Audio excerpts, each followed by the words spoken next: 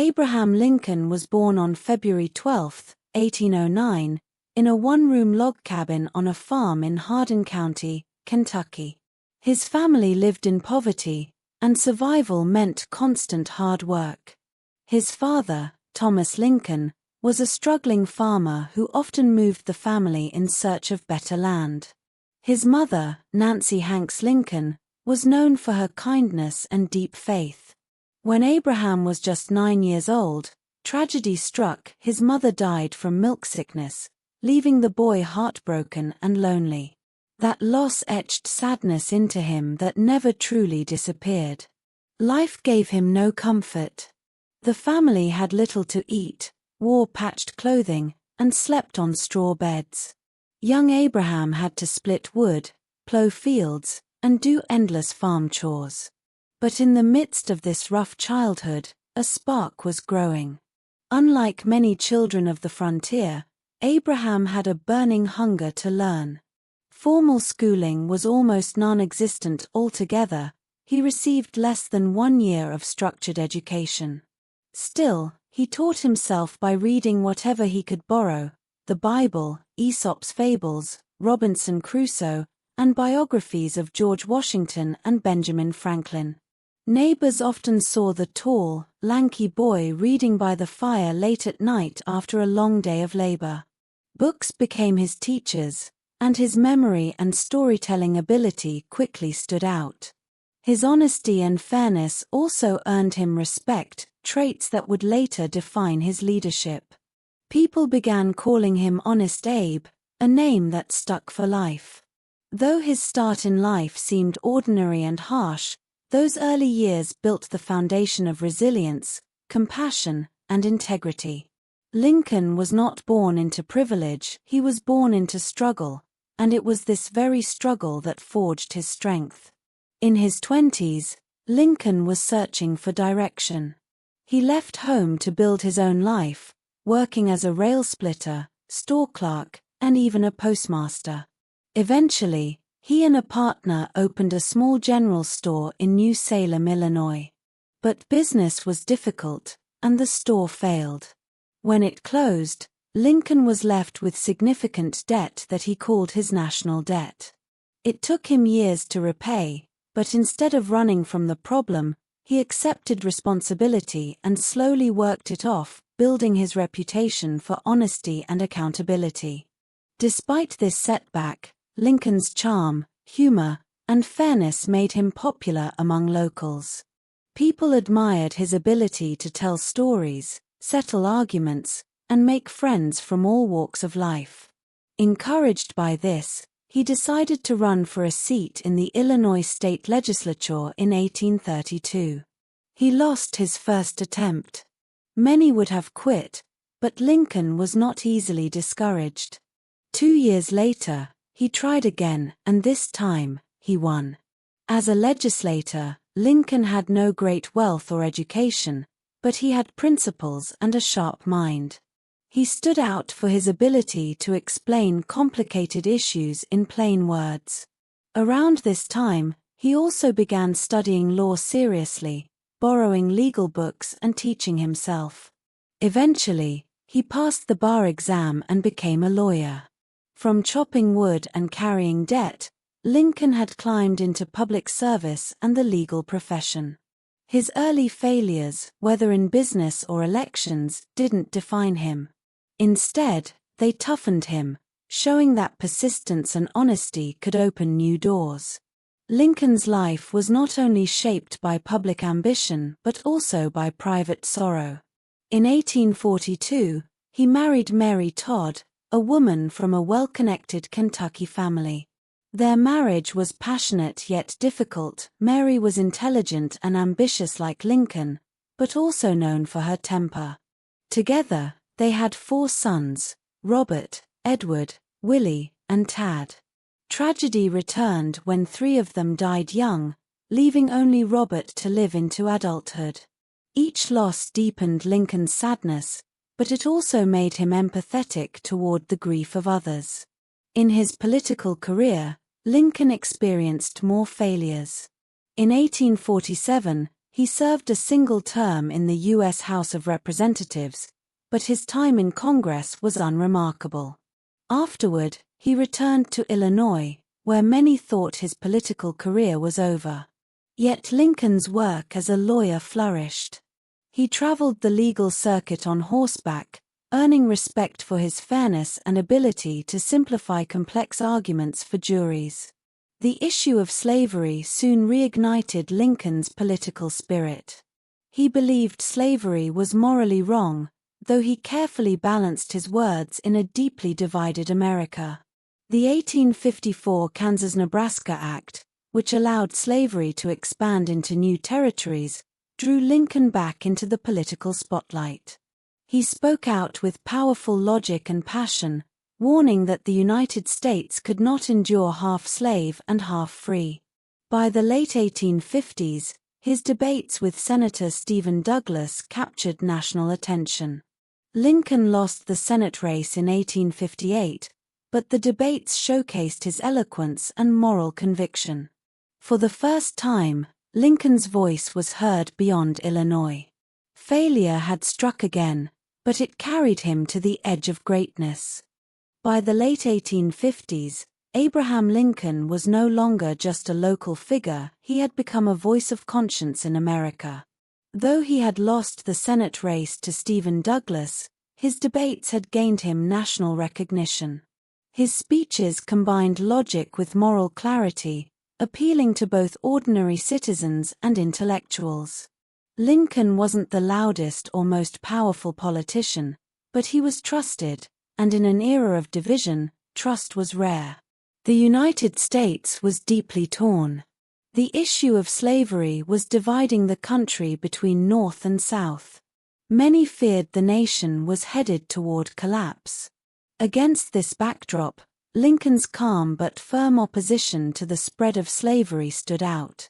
In 1860, the newly formed Republican Party needed a candidate for the presidency. More famous politicians were considered, but Lincoln's humble image, eloquence, and reputation for honesty made him the unexpected choice. Campaigning as the rail splitter, a symbol of his working-class roots, Lincoln connected with ordinary Americans. He wasn't born into wealth or privilege, he was one of them. His speeches painted a vision of unity, freedom, and opportunity. While the South feared his anti-slavery stance, the North rallied behind him. In November 1860, Abraham Lincoln was elected the 16th President of the United States. His victory was historic. A self-educated lawyer from a log cabin had risen to the highest office in the land. But celebration was short-lived. Before he could even take office, Southern states began seceding from the Union. Lincoln was stepping into the presidency not during peace, but on the very brink of war. The boy from the cabin, the man of many failures, was now faced with the greatest challenge in American. On March 4, 1861, Abraham Lincoln was inaugurated as president.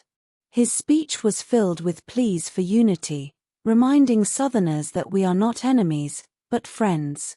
But words could not heal the deep divide. Only a month later, Confederate forces fired on Fort Sumter in South Carolina. The Civil War had begun.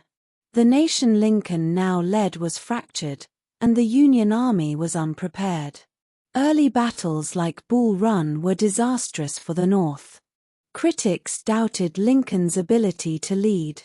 Newspapers mocked him, generals disobeyed him, and even members of his own cabinet questioned his decisions. The pressure was immense. Yet Lincoln refused to give up. He spent long hours in the War Department, reading telegrams, studying maps, and searching tirelessly for generals who could win battles. He clashed with officers who hesitated, insisting that the Union's cause, preserving the nation, was worth every sacrifice. Slowly, he grew into his role as commander-in-chief, learning strategy, leadership, and patience through trial and error. At the same time, Lincoln bore personal burdens. His son Willie died in 1862 at the age of 11, plunging him and Mary into grief. The loss nearly broke him, but Lincoln poured his sorrow into his mission. He understood, more deeply than ever, the pain of thousands of families losing loved ones in battle. Though the war raged on with uncertainty, Lincoln's determination never wavered. He reminded the country that this was not just a war for territory, it was a fight for the survival of democracy itself. His leadership during these darkest years would prepare him for one of the most defining decisions of his presidency. By 1863, the war had dragged on for nearly 2 years, costing thousands of lives. The North desperately needed a moral cause to strengthen its resolve. For Lincoln, that cause was clear: ending slavery. Although he had long believed slavery was wrong, Lincoln had been cautious at first, fearing that moving too quickly would push border states to join the Confederacy. But as the war deepened, he realized the Union could not survive while slavery lived. Freedom was not just a moral goal, it was a military necessity. On January 1, 1863, Lincoln issued the Emancipation Proclamation, declaring that all enslaved people in Confederate states shall be thenceforward, and forever free. The document did not instantly free every slave, but it transformed the war's purpose. No longer was the Union only fighting for preservation, it was fighting for freedom. The proclamation gave hope to millions. Enslaved men and women fled to Union lines, while African Americans joined the army to fight for their own liberation. Abroad, countries like Britain and France, who had considered supporting the Confederacy, backed away, unwilling to stand against a nation fighting for human freedom. Lincoln knew the risks. He faced fierce criticism, violent opposition, and the possibility of failure. But he believed history would judge his decision as the turning point. Later, he would call it the central act of my administration, and the great event of the 19th century.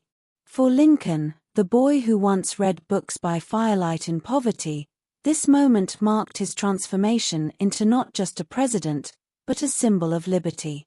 The Civil War still had far to go, but the Union now had a higher purpose, and Lincoln had written his name into the story of freedom forever.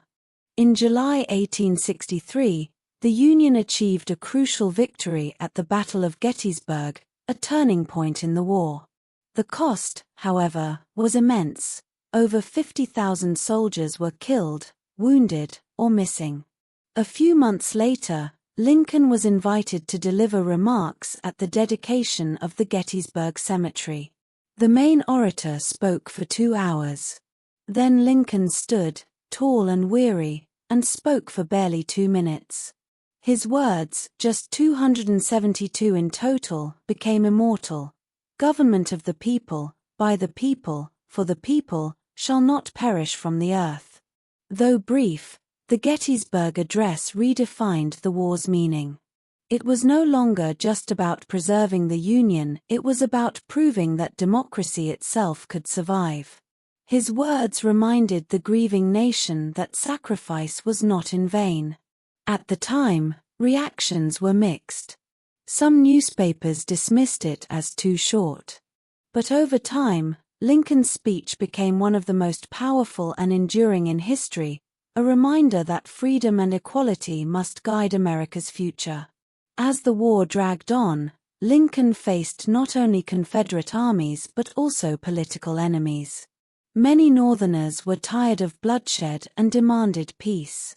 Critics mocked his leadership, and even his chances of winning re-election seemed slim. But Lincoln stayed focused. He placed the Union above his own career, even telling allies that if he lost, he would accept it so long as the war was won. Then came General Ulysses S. Grant, whose relentless campaigns began to weaken the Confederacy. Union victories gave Lincoln new momentum. In November 1864, he was re-elected president. For the first time in American history, A nation at war chose to continue under the same leader. Lincoln's victory wasn't about politics, it was about trust. People believed he was the man who could finish what he started. By early 1865, the Confederacy was collapsing. Cities were falling, supplies were gone, and soldiers were surrendering. Lincoln, however, showed no desire for revenge. He urged malice toward none, with charity for all, hoping to heal the nation's wounds. In April 1865, Confederate General Robert E. Lee surrendered to General Grant at Appomattox Courthouse, effectively ending the Civil War. After 4 brutal years and more than 600,000 deaths, the Union was preserved. Slavery, the issue that had divided the nation for centuries, was abolished with the passage of the 13th Amendment. For Lincoln, victory was bittersweet. He had achieved his life's greatest mission, but he knew rebuilding the nation would be even harder than winning the war. Still, he looked forward to peace with hope and humility. Just days after the war's end, tragedy struck again.